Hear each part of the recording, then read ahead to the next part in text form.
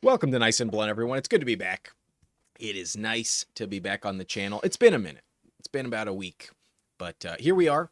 It is Saturday, January 24th, 4:30 p.m. Pacific time, and I do have to be at dinner at 6. So I'm not going to stay too long. We're going to stay about 30, 45 minutes, definitely less than an hour, and I'll break down what I think will happen this weekend. We got 2 games before the Super Bowl. It's almost down to the wire. And then if we still have some time, which I think we will, we'll do at least one underdog draft for this weekend. So let us begin. Let's take a look at the matchups.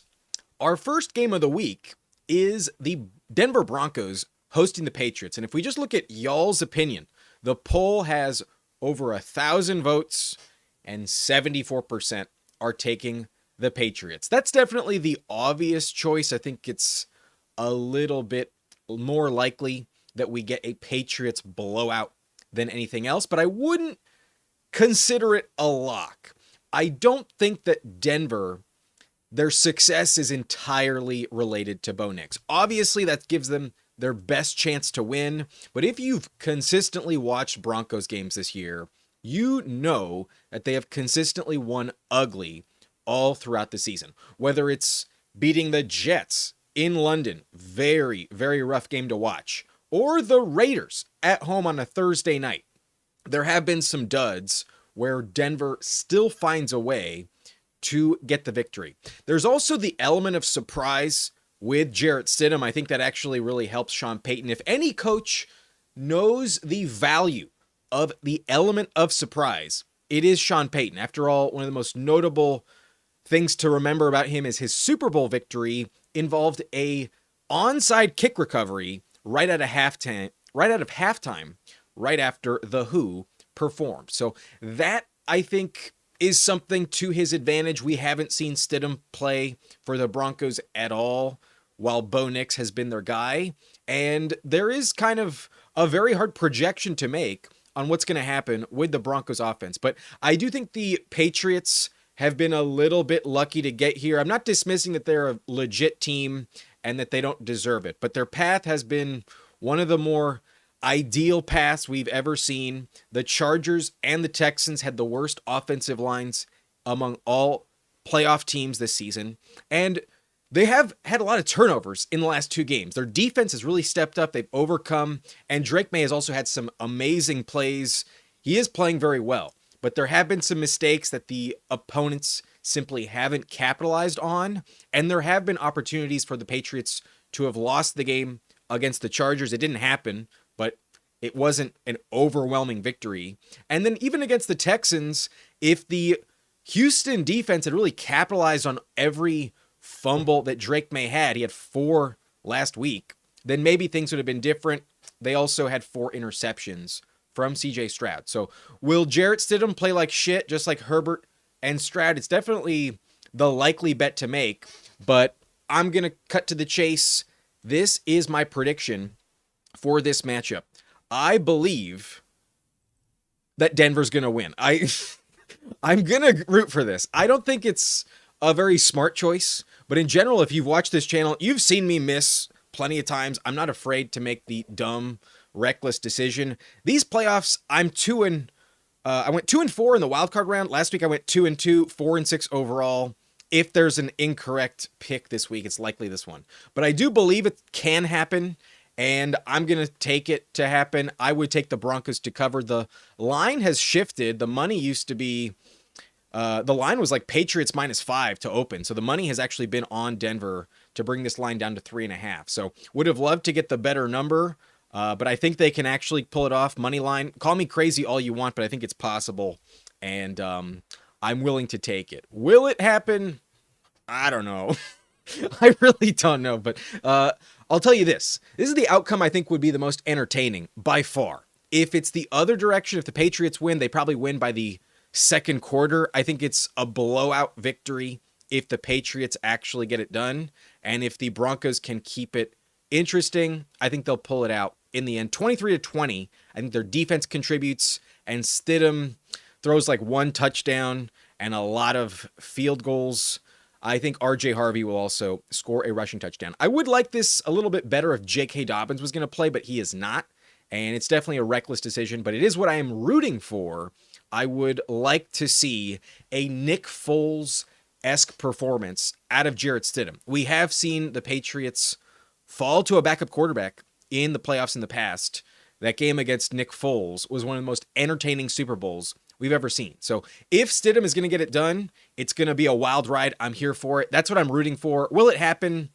I'm not going to pretend like it's the more likely scenario, but I'm going to go contrarian on this pick. Give me Denver 23-20, and I'll take the over on the point total. I believe the Broncos offense will be a little bit better than people think, but mainly it's their defense that keeps them in the game, and some long field goals at the right time will be the difference here. So Drake May with a little too many fumbles and interceptions, the Broncos capitalize, and Sean Payton puts on the game plan of his life in this matchup. Give me the Denver Broncos 23 over the Patriots at 20. We got some folks in the chat. I see ya, Who Hames. Welcome in here. Nice to see ya. Scott Young, also in here. Nice to see you as well. And Reflect the Sun. It's been a while. Good to see you as well. Everyone is having a good time. Who Hames saying Pat Bryant breakout game, and it's been a while since Ramondre has fumbled. That's what I talked myself into believing would happen. For the Chargers to win, Ramondre would fumble it away, and it's definitely possible. I wouldn't put it past him, but ultimately I think Drake may stumble just enough. There's going to be some fluke shit that happens in this one. Or I'm dead wrong, and at halftime the score is like 28-3. It's possible the Patriots light this one on fire from the get-go, and it's never in doubt. So either bet on a blowout win for New England or a close one that I think can go in Denver's favor. That's what I'm rooting for. Give me Denver over New England. Let's move on, though, to the main attraction this weekend. Definitely the game of the weekend. Perhaps the game of the year. The Seattle Seahawks are hosting the Rams. And at a 66% rate, the audience has chosen Seattle to win this game. I don't think it's going to be overwhelmingly 2-1 type of a game. Like, I do feel confident that Seattle is more likely going to win. But to say it's not going to be close, I was a bit shocked that this poll is 2-1. So I don't want to count out the Rams. They probably should have won the second game around. Back in week 16, they didn't have Devontae Adams. He's back this week. And they only lost in overtime. And they also scored a touchdown in overtime. That is a very hard thing to do. To score a touchdown in overtime and lose the game almost never happens. So that, I think, is a reason why you shouldn't dismiss the Rams. There was also a lot of fluke shit that kind of happened for the Rams to lose that game. They were up 30-14, and if you recall, I did have some problems with Sean McVay's decision not to go for two and go up 31-14. I think a 17-point lead in that game would have sealed it, but they kept it at 16, and the Seahawks powered back. They had a punt return touchdown, or maybe it was a kick return touchdown by Shaheed. That is what got them back in the game from a momentum standpoint. And then the fumble recovery on the 2-point conversion by Zach Charbonnet was one of the most random fluke-ass plays I have ever seen. I've never seen a play recalled, reviewed, and overturned that way when it looks like a clear, incomplete pass, and all of a sudden this lateral is now a play that you can pick up in the end zone for a touchdown. So that, I don't know if it would repeat, but to also pretend like some fluke shit didn't happen for the Rams to win the first time around would also be disingenuous. The Rams had 4 interceptions in that first game against Sam Darnold this year, and they were a field goal away from losing the game. Jason Myers kicked a 61-yarder at SoFi for the win, and it did not hit. So it's possible that the Rams could have gotten swept this year by the Seahawks. It's also possible they could have won both of those games outright themselves, and it's been a very close battle. These two teams have pretty much been the best teams in the conference all season. Back in August, I predicted this division pretty accurately. I did think that the Niners would miss the playoffs, and I was wrong about that, but I had them in third place behind the Rams in second place. I thought the Seahawks would win the division. I got those aspects right about this division, and I also picked the Rams to make the Super Bowl. But if you've been watching this channel since January, since we've actually hit the playoff round, I have pivoted. I have told you I believe the Seahawks are the best team, and their home field advantage will be the difference. I have told you consistently I see the Seahawks in the Super Bowl since the playoffs have kicked off. So that is what I'm going to stick with. I do believe that Seattle is going to win. It's going to be a close barn burner, but my final score prediction is 24-21, a bit more defense than we've seen, but I do believe that Darnold has gotten over the hump against the Rams, whether it was last year with the Vikings with 9 sacks or week 3 against the Rams, the first meeting where he had 4 interceptions. He has played like shit, but the last time around, once they were down by 16 points, something clicked, and after that Shaheed touchdown, the Seahawks offense found their way to victory. So some weird shit's going to happen. I wish that they had Charbonnet. I would feel a lot more confident in predicting the Seahawks if they did have Charbonnet, because I think time of possession is so critical for them this week. The Rams are going to be able to score quickly when they have to, and they're going to keep this game super, super close. So I could see maybe a 2-point conversion deciding this one. I think it's really going to be a 1-possession game. Maybe it goes into overtime again, but I will take Seattle, the home team, to find a way. I think that the Rams haven't gotten enough contributions from Davante Adams recently. Since his injury, he has not come back and found the end zone. His lack of touchdowns, I think, is going to be a problem. And maybe in the red zone, I'm wrong. Maybe Adams just dominates. But I think I've seen enough from the Seahawks to trust them enough. They get massive special teams contributions from Shaheed, and to be in short field yardage, I think it'll be the difference. I will take the Seahawks to win. Give me them against the spread. The line has come down to -2.5, and I think it's going to be a 1-possession game. I'll take the Seahawks to cover by a full field goal. So if you want, just take them money line. I think that's probably a safer bet, but -138 is definitely not as profitable as -104. And then I also think the under will hit in this game. Only by a point. I think the line is very, very sharp, but I just don't see that extra touchdown to go over 45 points. That is my prediction.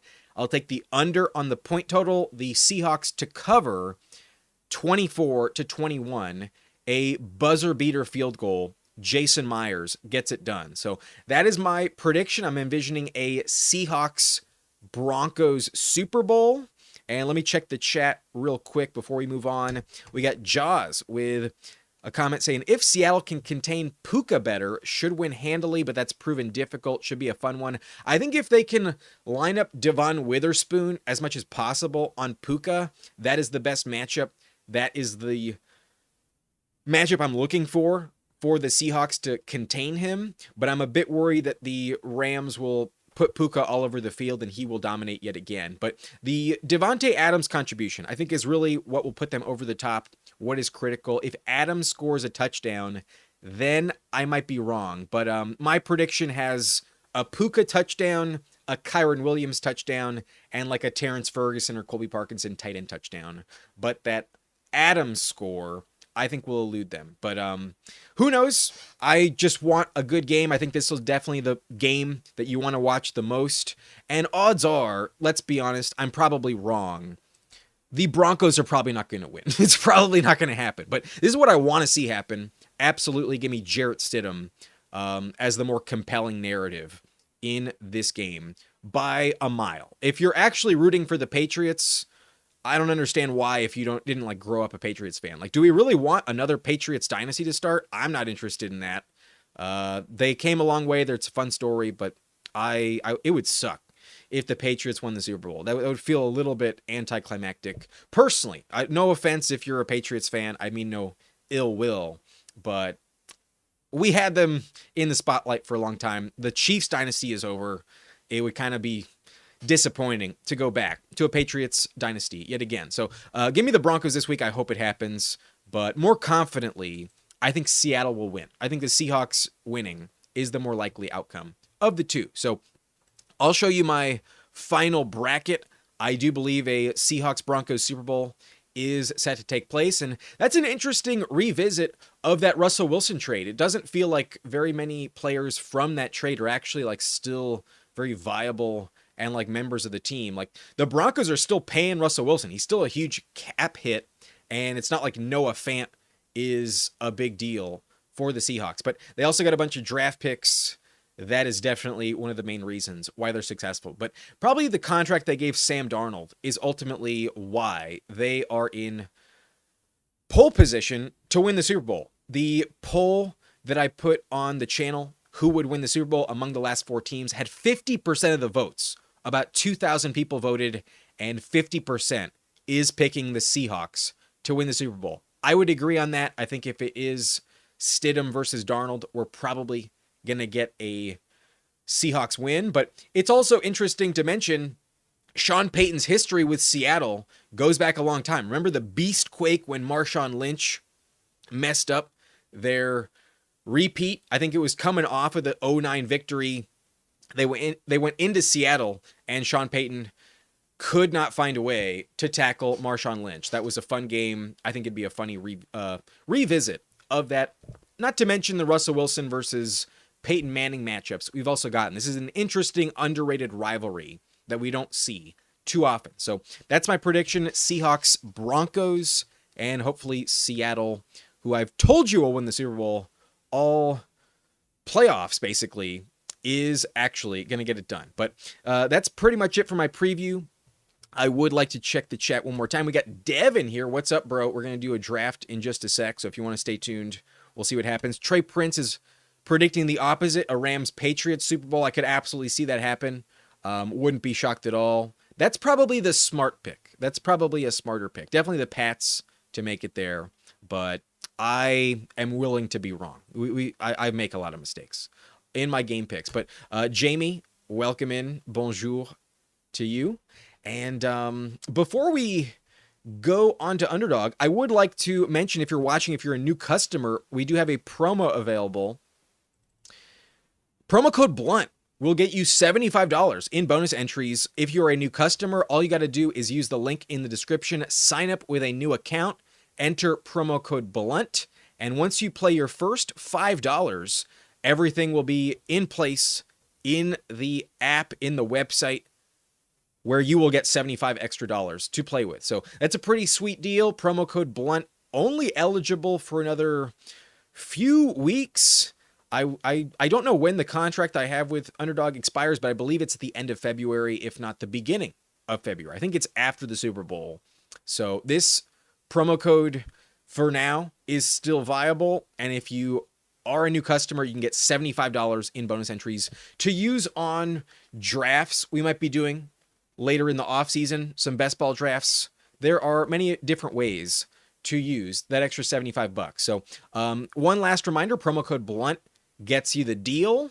And I thought that this graphic was interesting. We do have a Seattle-Denver helmet on this graphic. I have no idea what it signifies. If anything, it probably is just a coincidence, but this is the pick I had for the Super Bowl.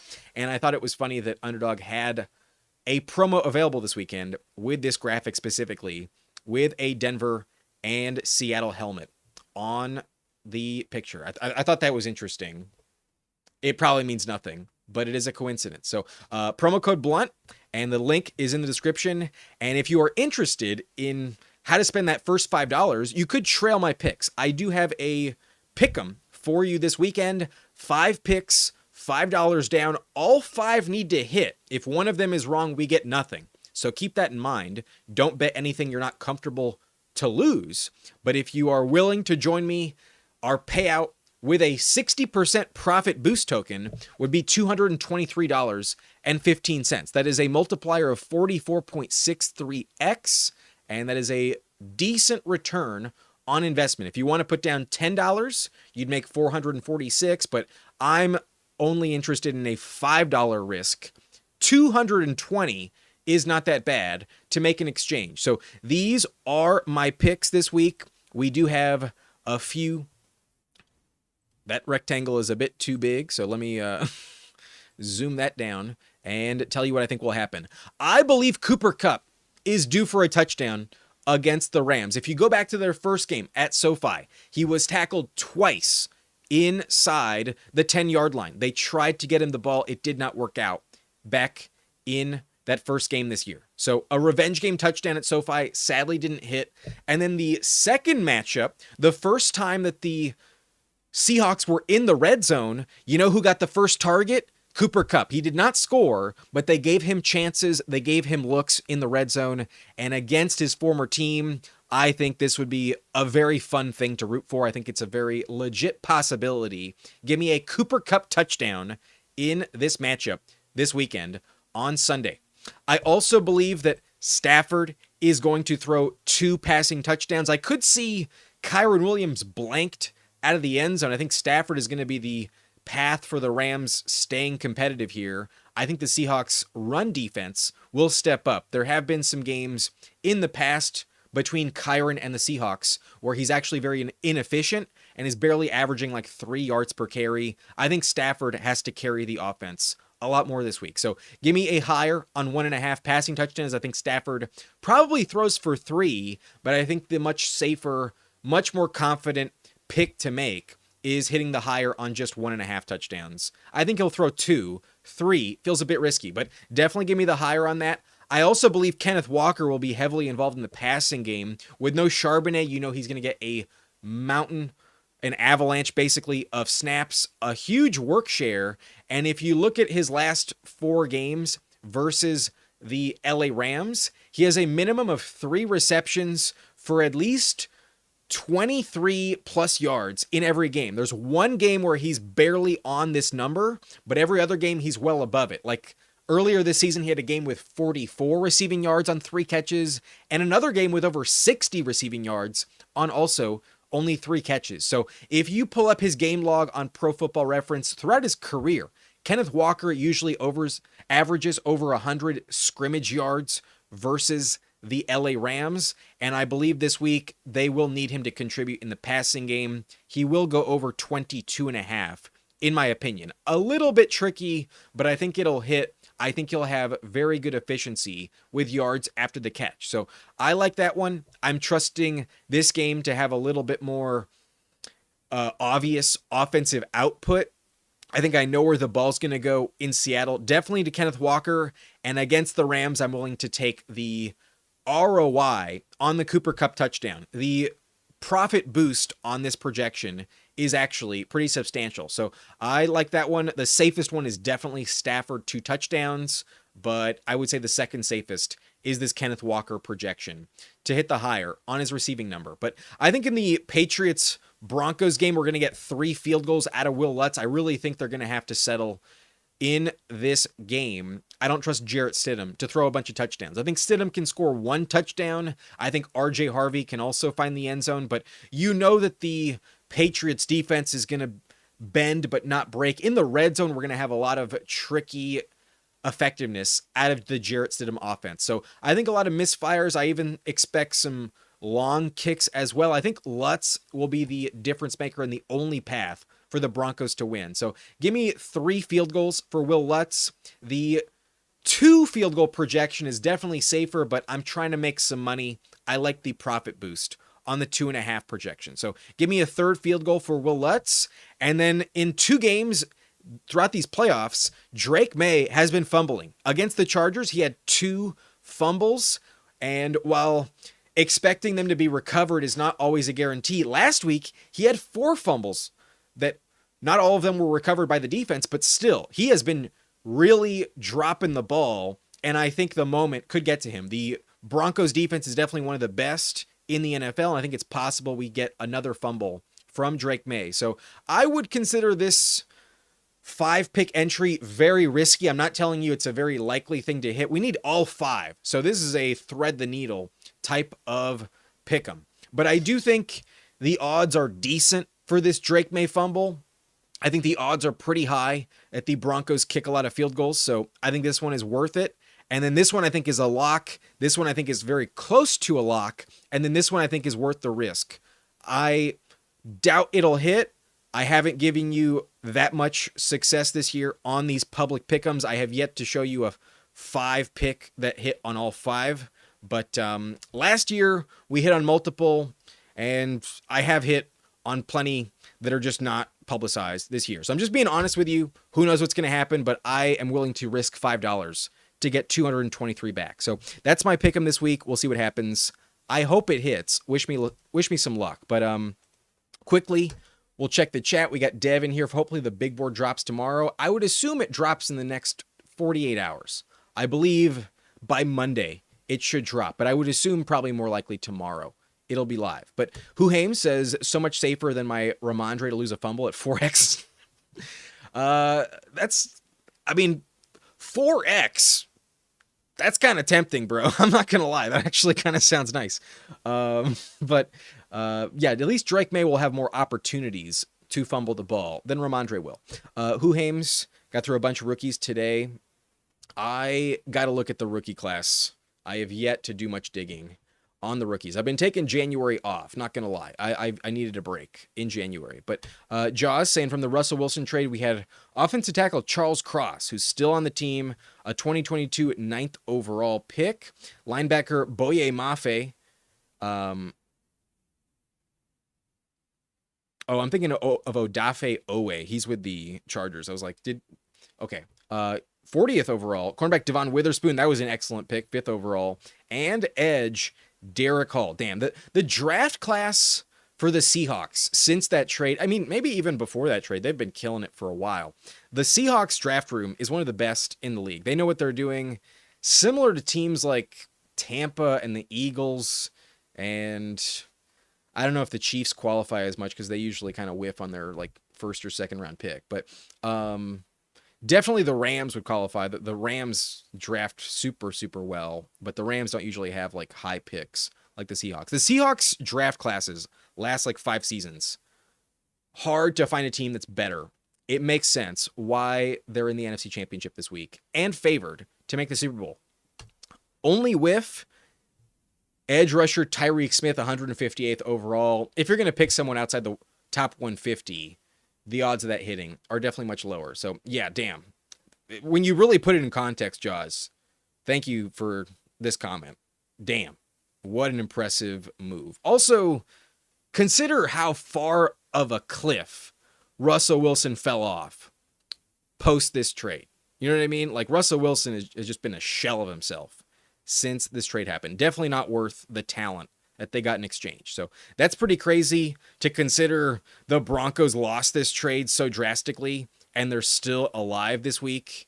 And damn, what a crazy, crazy league this is. The NFL is so much better than any other league. You can't really have this type of competition where a team can fuck up so badly and still be in this position than any other league like the NFL. This is not going to happen in the NBA, in MLB.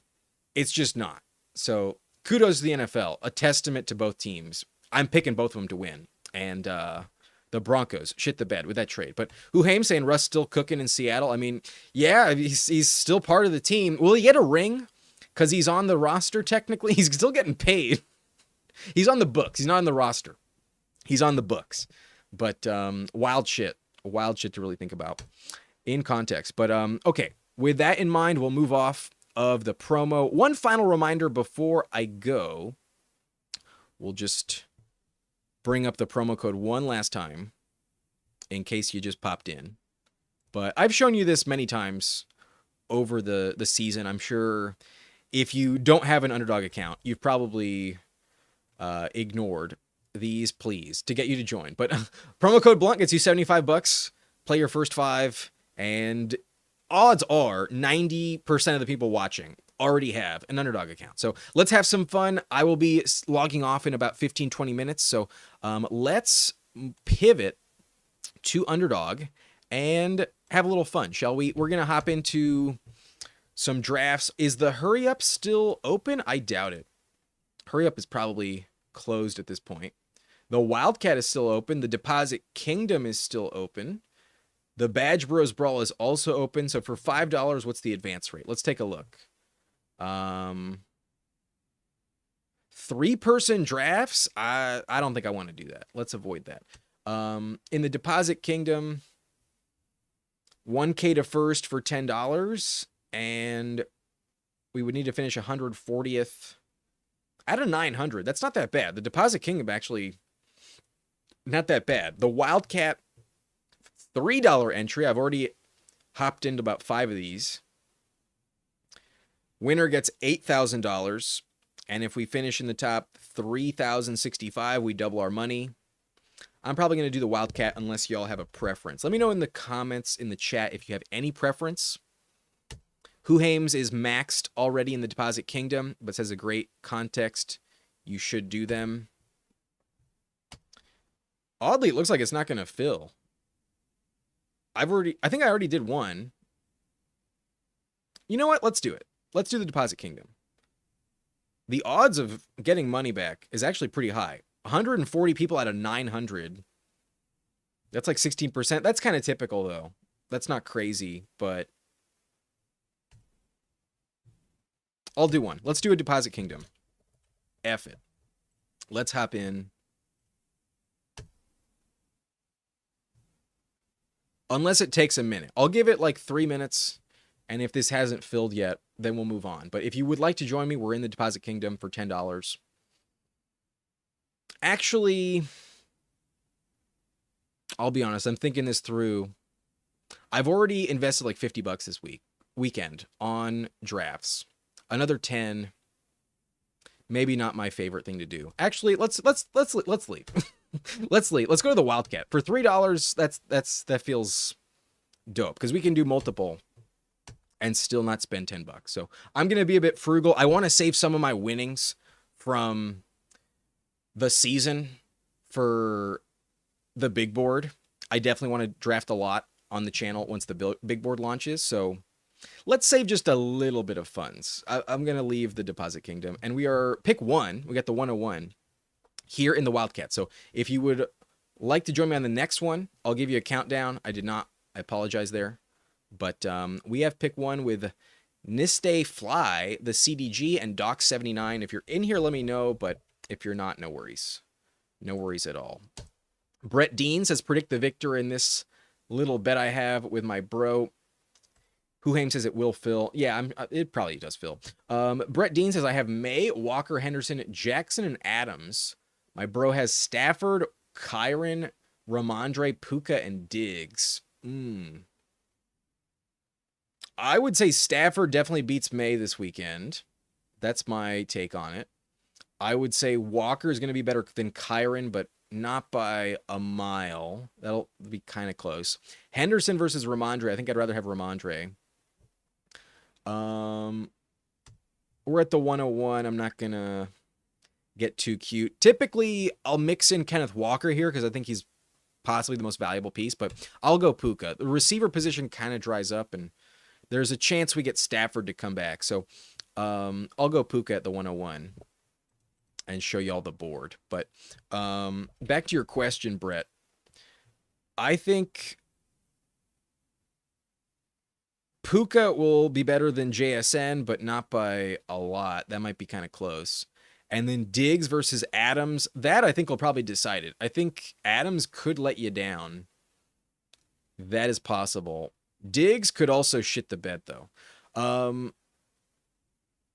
I would say May, Henderson, and JSN is a bit of a wash between Stafford, Kyron, and Puka. Stafford, Ramondre, and Puka.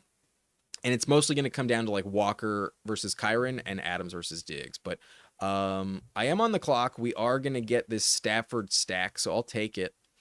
Give it to me. And then running back is super thin beyond this point, so I'll just take RJ Harvey, let the board dictate what I'm going to do, and then maybe scroll down for the final 3 picks. But, okay, Brett, my prediction.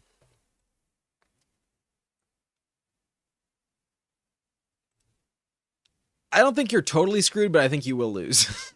I do think Stafford is probably the difference. Stafford and Kyron versus May and Walker.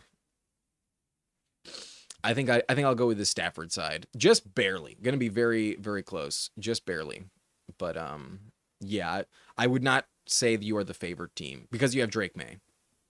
I'm not super high on Drake May this weekend. But at least on Underdog, people are disagreeing. The ADP has Drake May over Stafford, which I don't quite understand. The Broncos defense is so much scarier in my opinion, but Seahawks defense is also scary. That's not, I'm not going to pretend like that's not the case, but I think Stafford will show up a little bit more. Good luck though. What's the wager? What's the bet between y'all? Okay. I'm going to go for that Cooper Kupp touchdown. We mentioned it earlier, and then I'll still need a tight end. But I think I'm going to pass on Colby Parkinson, the more rostered option. Could definitely be wrong about that. Pat Bryant is going to go. Give me Cooper Kupp as the first one. But Huhame's hyping up Pat Bryant. Marvin Mims went nuclear last week. But Pat Bryant is going to play, and Marvin Mims kind of mainly had success because Bryant had a concussion. I'll go Pat Bryant. Let's go Pat Bryant. I have a lot of Marvin Mims already, so I'll go Pat Bryant. And then with our last pick, we'll take a tight end. I would imagine it's going to be Terrence Ferguson, but who knows? I might get stuck with Evan Ingram here. Definitely also possible if the Stidham team decides to pass. But that team at 3 went double tight end. So there was a chance I could maybe get Parkinson to circle back, but I didn't expect it. Yeah, they go Ingram. So that's actually what I was hoping for. That's good. That is good. So Ferguson is our pick. And a full reminder of the roster. We have Stafford, RJ Harvey, Puka, Cooper Kupp, and Pat Bryant. Terrence Ferguson is our tight end. But $20 on the line. Good luck, man. I wish you luck. Appreciate you. Thank you for being a member of the Blunt Rotation as well. You've been a member for a very long time. I really appreciate the support. And I promise in February we will get back to some members-only videos. I took January off. I'm not even going to pretend like I didn't. January, I needed time to just rest and recoup. Got a little burnt out towards the end of the year there. But in February, we're going to have some breakdowns on like some early rankings. And also, we're going to hit some rookie previews as well. What I'm planning to do for the Blunt Rotation is, ideally, I'll be able to make like 2 or 3 videos a week. And one of them will be released on the Blunt Rotation.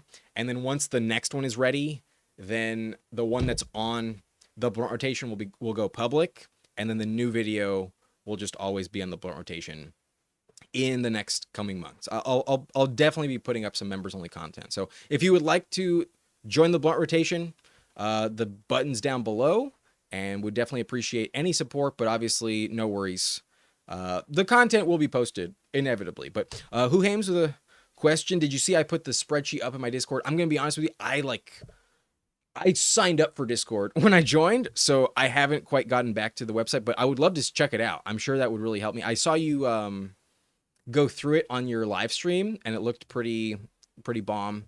I definitely will be checking it out. And if anyone's watching, check out Who Hames' channel. Who Hames, I like to watch Who Hames when I'm just chilling, and he has some great takes on daily fantasy, does these Wildcat drafts similar to me, and also has some rankings. Who Hames has some good takes. I recommend Who Hames. He is a Chiefs fan. Don't love that. Let's be honest. We got a minor rivalry between this AFC West division, but great content creator. Like the channel, I highly recommend you check out and subscribe to Who Hames. But we'll do one last draft, and then I got to go. I told you at the top of this stream, I am going to dinner at 6 p.m. It's currently 5:10, so I'm running out of time. But let's do one last Wildcat and then move on.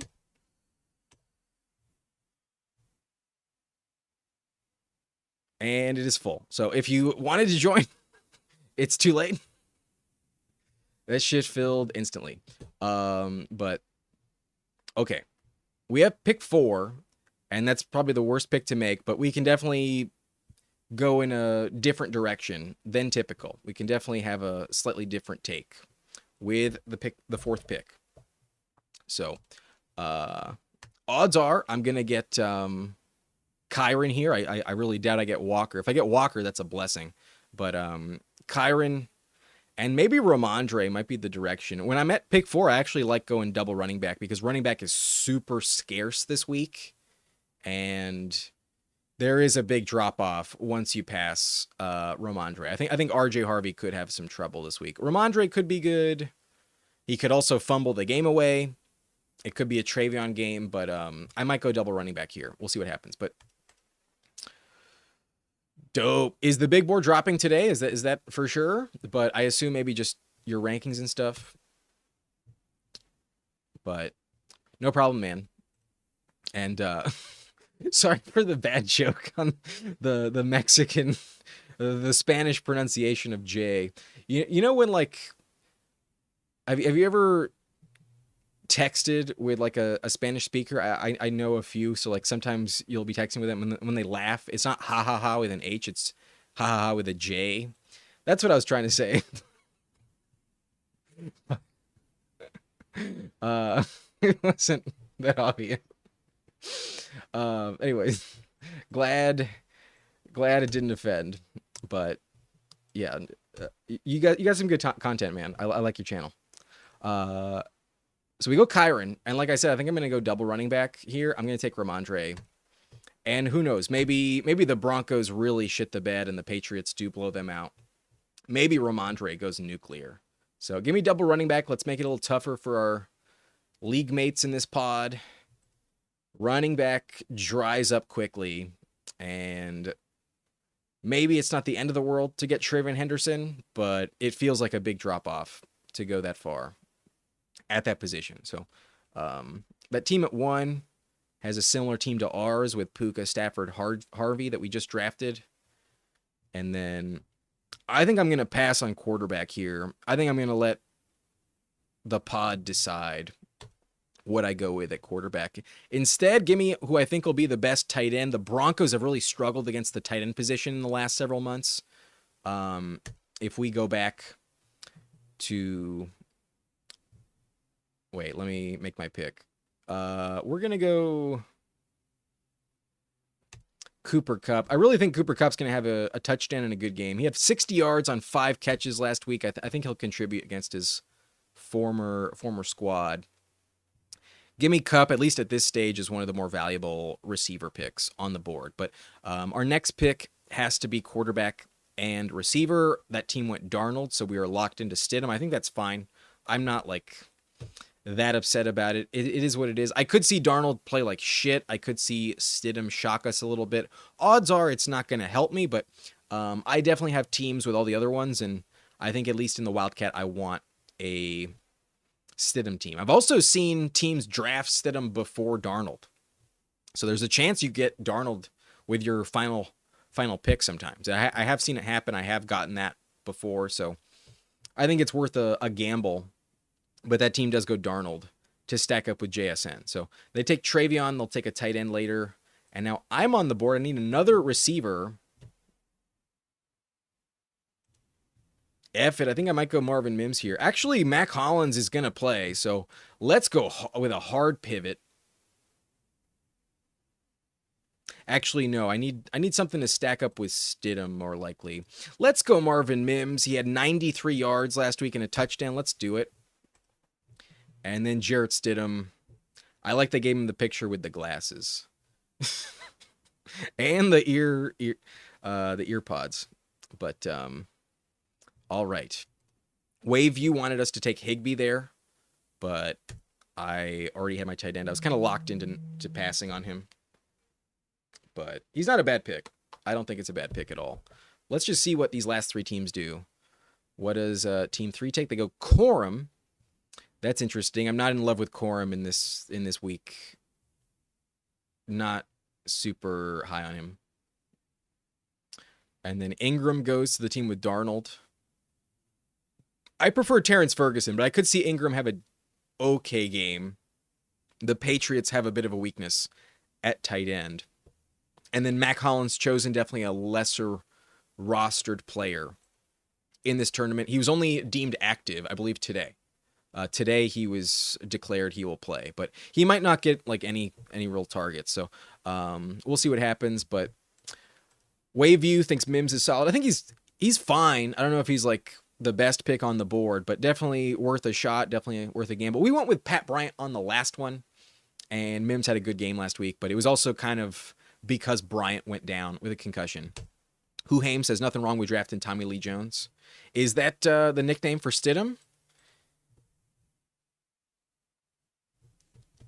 I'm not aware, but I have enough time for one last one. Yeah, this is what I'll do. I'll do one last Wildcat. If you want to join me, we're on a minor delay. I'll hold off for like 5 more seconds, but if you're watching, click the button right now, and the delay should sync up when I hit it.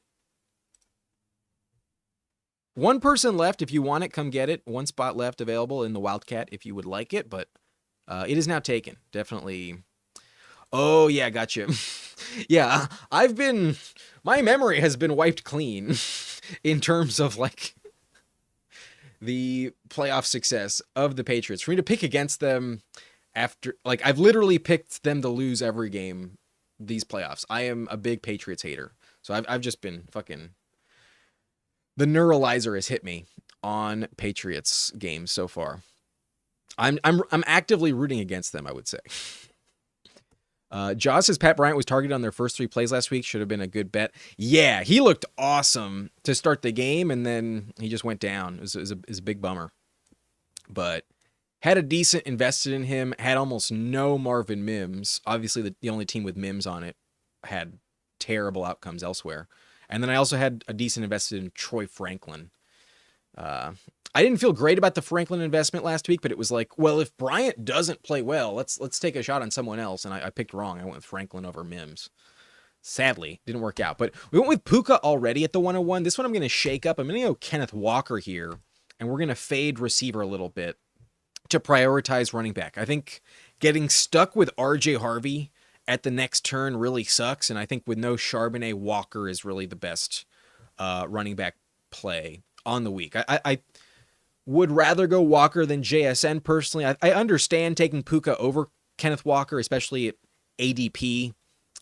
It's hard to get Puka past pick 2, and even this isn't that common. So get your exposure to Puka at the 101, but we already had it at the first draft in this live stream, so we're going to pivot to Walker and go with the running back. But crazy to see Kyron fall past Adams and Ramondre. That's insane. Yeah, at least this team isn't passing on Kyron, but that's a great value. That's a good combo there for Team 3.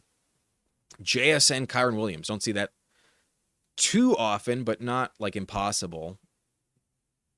But I would say Team 4 fucked up a little bit. I'd much rather have Kyron than Ramondre personally. But Stafford goes, so we could go Drake May, but there is a lot of teams that have the combination of Walker and Drake May based on ADP. That's how it lines up. So let's move off of that and let's go double running back again, but this time with Walker and RJ Harvey. And then I'm going to do the same thing I did in the last one where we pass on quarterback and just let the pod decide what we get. Like, I really don't think it's the end of the world. And while I'd rather have Darnold for sure, I think with the roster I just drafted, I'm fine not having a Darnold stack. I'm not upset about that. I think that's fine. But the Walker RJ Harvey combo I think is a little less common. Not impossible. I'm not going to pretend like nobody has it, but just a little bit less common. They were all involved. All 3 of Pat Bryant. Yeah, he was just, if you watch the highlight reel on like YouTube, just like the condensed version of that game, it's like the first 3 minutes are just all Pat Bryant with the Broncos. That's funny. Yeah, he was on his way to fucking smash, but Darnold did get taken, so we're gonna get locked into Stidham with our final pick. No need to take him here. Instead, let's go receiver, and I am firmly in the camp that Cooper Kupp's gonna have a good game this week. I really believe in Cooper Kupp, to be fully honest. But with Cooper Kupp there, we'll also go Pat Bryant. We know we're stacking up Stidham. So let's get receiver done, we go Cooper Kupp and Pat Bryant, and then our final pick is going to be Stidham. So you know where I'm going. I'll get it done. We'll just see what these other teams do. But this is going to be my final draft for sure. Definitely don't have much more time after this to get on the road and go to the restaurant.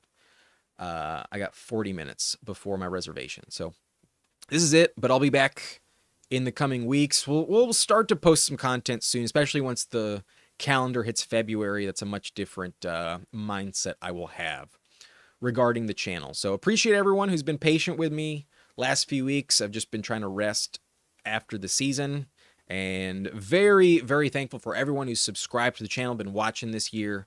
Really means a lot to me, and we'll get back to it with some off-season content very soon, especially once the big board drops. We'll do some live streams as well, and definitely drafting the big board a few times in the coming days. But Huhaim says he also hit his over in one drive of 31.5. My extra point, I landed JSN and Kenneth Walker. Wild, yeah, seems like they really like him. Good omens for next year. Yeah.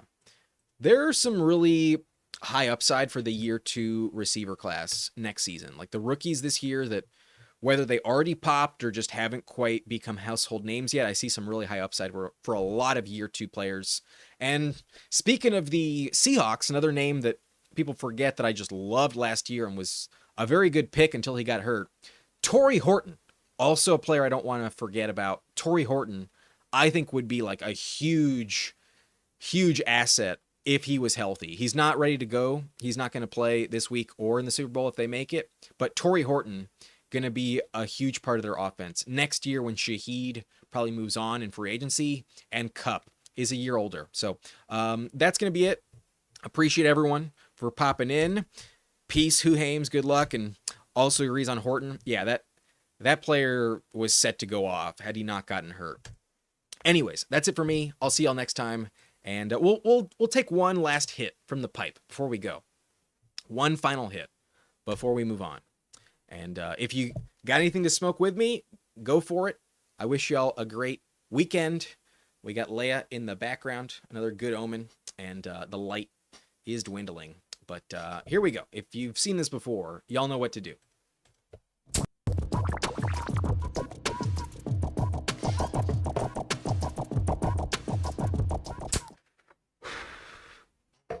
Peace out, y'all. Goodbye.